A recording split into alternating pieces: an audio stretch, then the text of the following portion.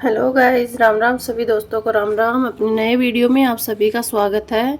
आप सभी को आज रामलीला का दूसरा अध्याय देखने को चलते हैं। मैं तैयार हो चुकी हूँ।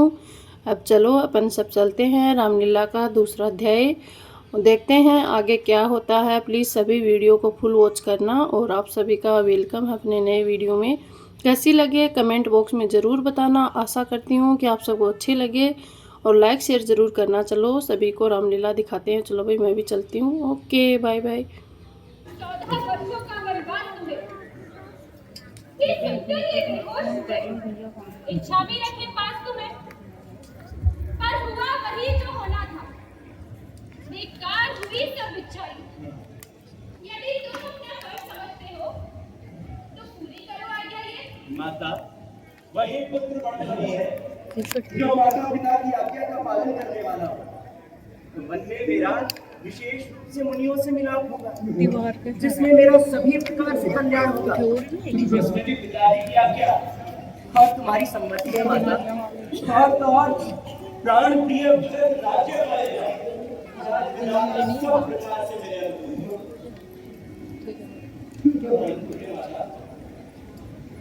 पिताजी को इतना व्याकुल देखकर मुझे बड़ा दुख हो रहा है।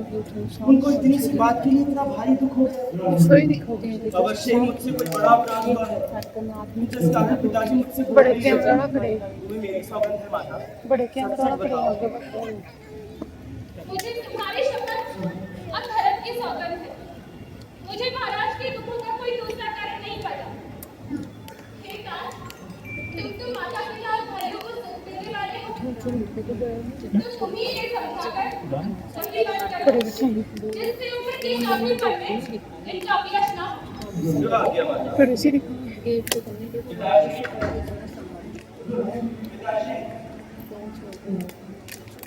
टोपी लगा रखी है यदि ऐसे लगेगा तो एक बात समझ के समझ आपको इसी बात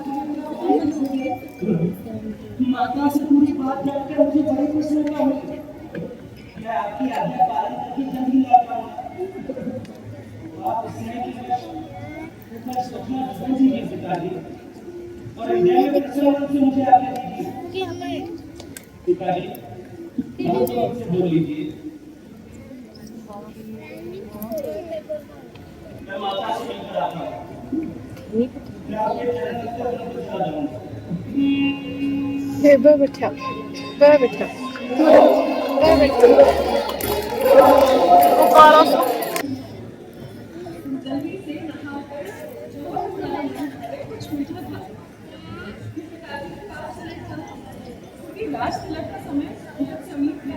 माता, पिताजी ने मुझे वन का राज्य दिया है, जहाँ सभी प्रकार से मेरा बड़ा काम बनने वाला है।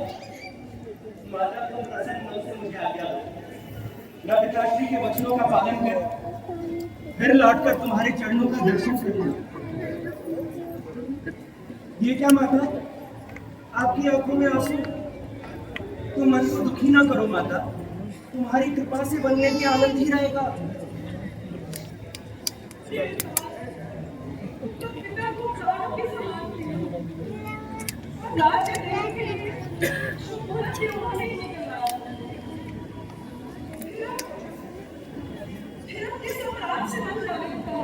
महारानी जी, देवासुर संग्राम के समय महाराज दशरथ ने रानी कैकेयी को 2 वरदान दिए थे, जो उन्होंने आज नाम दिए। पहले वरदान में उन्होंने अपने पुत्र भरत को राज्य व दूसरे श्री राम को 14 वर्ष का वनवास दिया।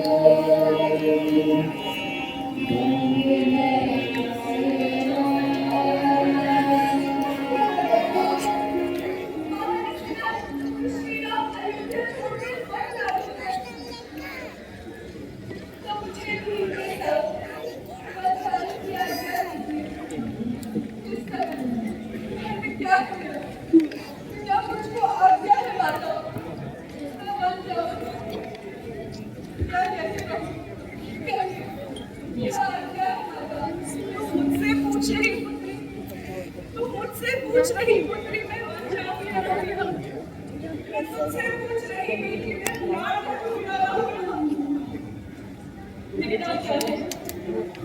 मैं बूढ़ी हूँ। मैं क्या चाहती हूँ? और इतना तो कह सकती हूँ। सीता, सीता जैसे सास सभी का नाम के समान है। सीता ने कोई बड़ा नहीं की।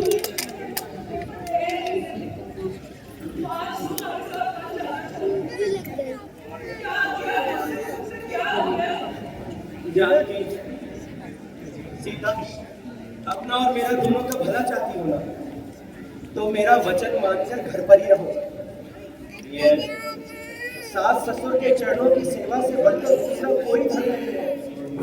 मैं भी पिता के वचनों का पालन कर चल नहीं जाता हूँ। दिन जाके देर नहीं लगेगी प्रिय। देखो अगर प्रेम बस सत्य होगी ना, तो परिणाम में दुख ही पाओगे।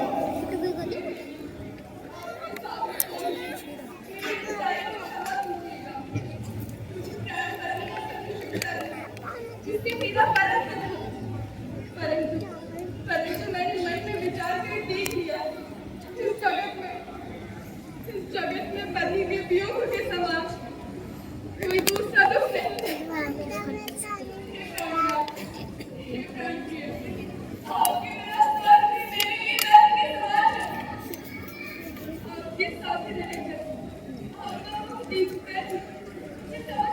प्राप्त हुई।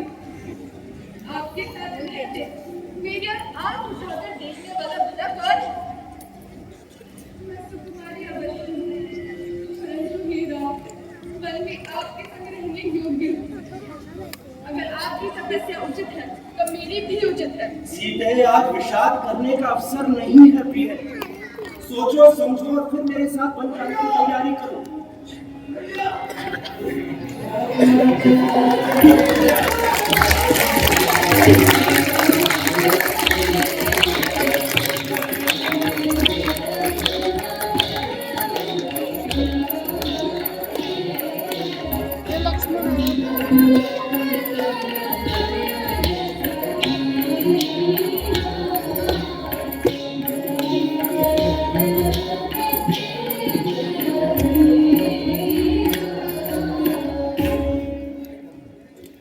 लक्ष्मण, तुम प्रेम से वशीभूत होकर इतने अधीर मत हो। जो माता पिता और स्वामी की शिक्षा को सर चढ़ाकर उसका पालन करते हैं, उसका ही जीवन सफल है। मैं ऐसा छात्र अपने लिए पास करूं और माता पिता के चरणों की सेवा करूं। मेरे संग मन चलने का क्या करोगे भैया, मुझको क्या मतलब? मैं तो सेवा कर दूंगा। अजल उपासक बन जाना, या अजल पायक चलूंगा। भाई, स्वामी, सखा, मेरे तो अमर बिहारी, भाभी, स्वामी और माता, जो कुछ है, जनक दुलारी। सेवा में दूर नहीं तो मैं निष्फल है ये मुझा छूट जाए। छूटेंगे नहीं कदापि जाए भैया, चाहे ये प्राण छूट जाए, मुझे तो भैया चलिए भैया। मैं सबसे भैया, मुझे बंदी करिए। मैं आपके साथ बन चलूंगा भैया, मैं आपके बिना नहीं रह सकता।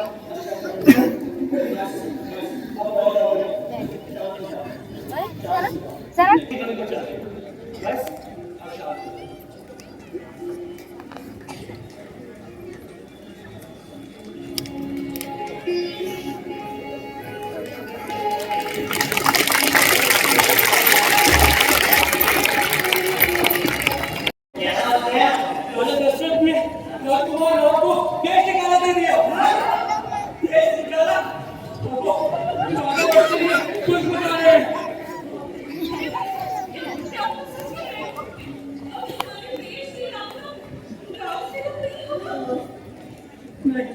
उनकी जगह भरत राजा बनेंगे, भरत राजा बनेंगे।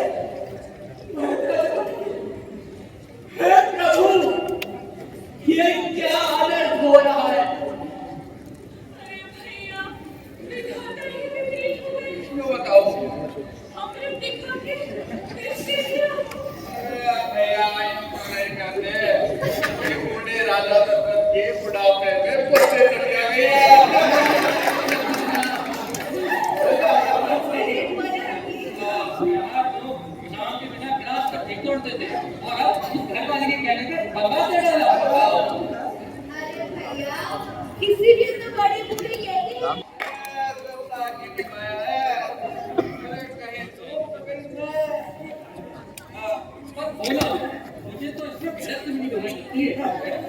तुम्हारा दिल भी थोड़ा लंबी है ना भैया ना, ऐसा ना हो।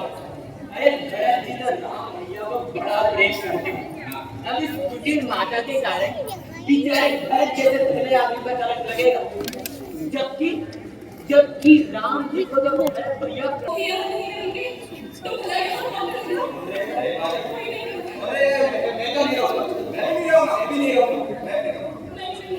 चलो चलो हम सब राजमहल चलते हैं। हाँ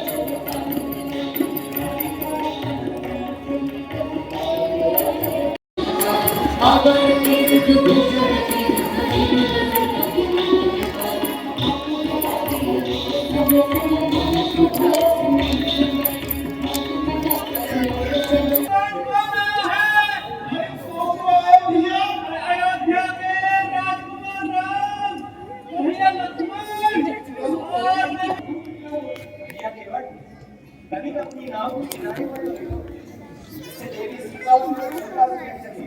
अरे नाम है वैसे बनाने नाम के स्टाइल क्यों नहीं हो सकता? अरे बिल्कुल आपको गंगा पार उतार दे और खुद का बदलाव में जुट जाए ना तो ऐसा मत करो। भैया क्या तुम्हारी नाव हमारा भार से नहीं कर सकेगी? अरे तू भार को जब सहन करेगी महाराज, जब ये नाव रह जाएगी। भैया समझे नहीं बात। अरे इतना बात ऐसे नादान को भगवान को अब जो चंदन के बखान हम लोग खूब सुने महाराज। सुनो है तो चंदन के जादू टोना के पत्थर की सुना सुंदर नारी बने महाराज।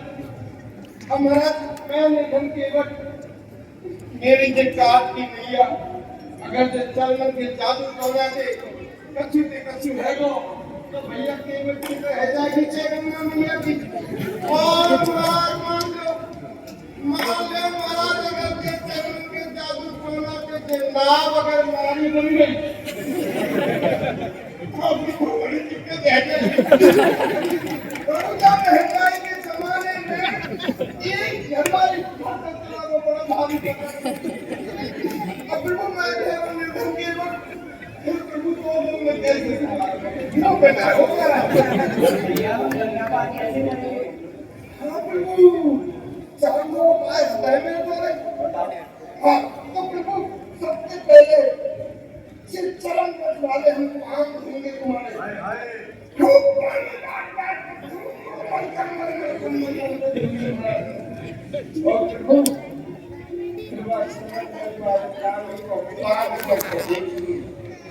अगर हमारे शरीर पे कोई जादू करना ना हो तो नाम में बैठेंगे ना तो नाम महाराज। पर भैया केवट हमारे पास कोई जादू टोना नहीं है, हम तो तुम्हारी तरह साधारण मानव हैं।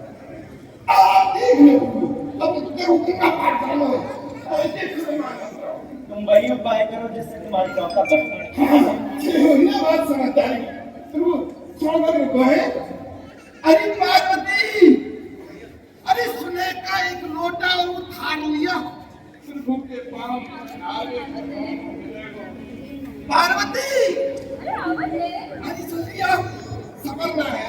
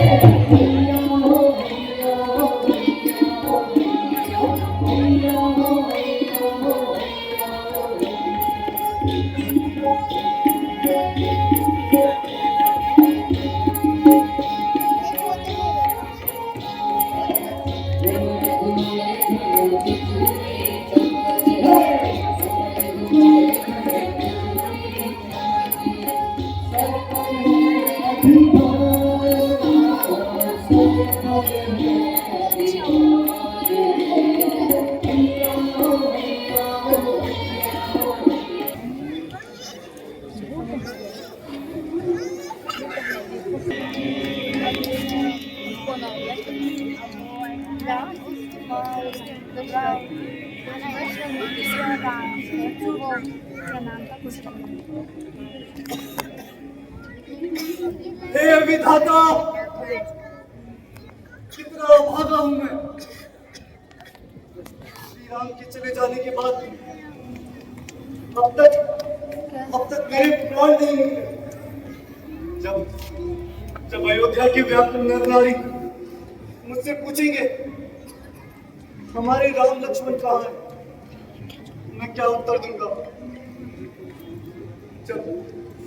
जब तीन दुखी माताएं कौशल्या और सुमित्रा मुझसे पूछेंगे सुमंत जी हमारे प्रिय राम लक्ष्मण कहाँ है, तो मैं उन्हें क्या उत्तर दूंगा? मैं उन्हें किस तरह कह सकूंगा? माता परसों नहीं, कल ही आएगा, फिर खत्म। महाराज से किस प्रकार कह सकूंगा? महाराज मैं जनक नंदिनी सीता को भी वापस नहीं ला सकता। जब लक्ष्मण की नवविवाहित पत्नी उर्मिला की सूनी आंखें मुझसे सवाल करेंगी कहाँ है मेरे लड़के, कहाँ है लक्ष्मण, तो मैं क्या करूंगा विधाता? तो मैं क्या करूंगा? अरे आसमान, तुम मुझे भागे मत टूट क्यों नहीं पड़ता? धरती तो फट क्यों नहीं जाती? मैं तुझमें समा क्यों नहीं जाता? तू फट क्यों नहीं जाती? मैं तुझमें समा क्यों नहीं जाता? राम के बिना अयोध्या का क्या? महाराज दशरथ के जीवन की जय जयकार हो गई। महाराज दशरथ के जीवन की जय जयकार हो गई। कैसे चलाएगा? कितना रुपये?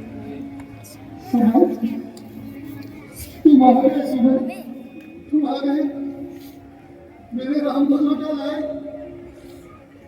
कहाँ है मेरा राम? महाराज मैंने रात जागया तो उल्लंघित किया है महाराज, मुझे प्राण दंड मिलने चाहिए। मत कहो मुझे महाराज सुमंत, मत कहो। अब कोई महाराज नहीं, कोई सम्राट नहीं। मैं स्त्री मोह में डूबा एक क्रूर निर्दयी बाप हूँ सुमंत, एक क्रूर निर्दयी राजा हूँ सुमंत, एक क्रूर निर्दयी राजा हूँ। इस समय कहाँ गया राम सुमंत, कहाँ है? महाराज श्री राम लक्ष्मण और सीता सहित वन को चले गए। पहला ने यमुना नदी के तट पर किया और फिर गंगा को पार कर गहरे वन को चले गए। और मैं अभागा अयोध्या की सूर्य को धीरे धीरे डूबता देखता रहा। मैं कुछ न कर सका। महाराज, आप धीरे रखिए, आपको ज्ञानवान है। ज्ञान नहीं, मेरा सारा ज्ञान तो मेरे राम के साथ ही चला गया मेरे राम के साथ। हे नीति की सुमन, क्या तुमने मेरे राम को मेरे से विवेकपूर्ण और पक्षपाती निर्णय के विरुद्ध विद्रोह करने के लिए नहीं कहा? महाराज वहाँ कोई नहीं है। महाराज वहाँ कोई नहीं है। कैसे पड़ा?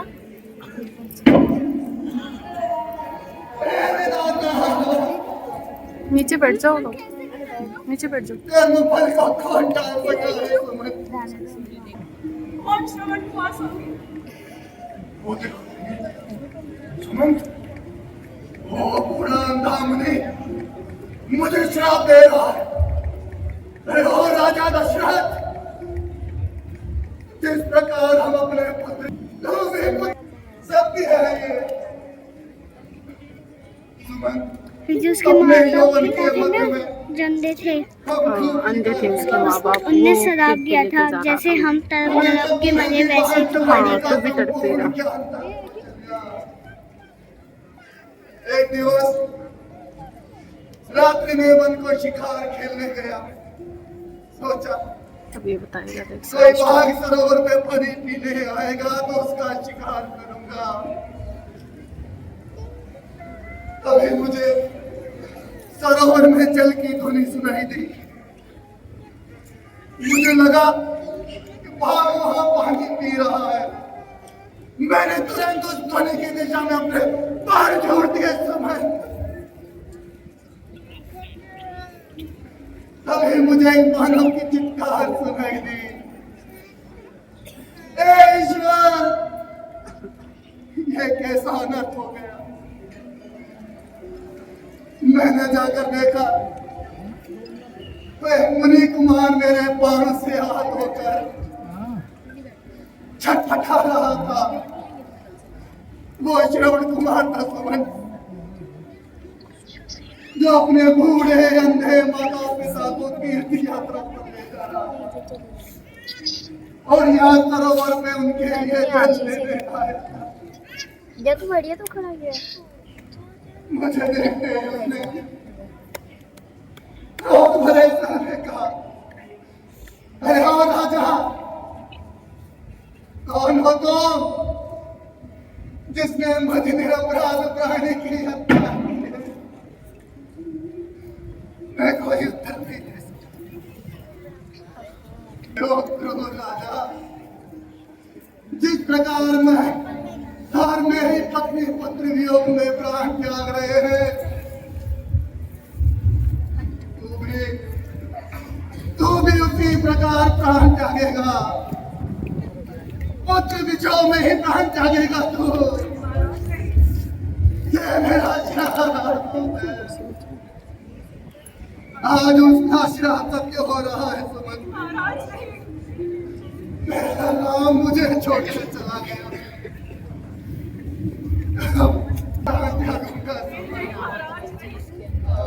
अभी तो कैसे चल सुमन, मेरा नाम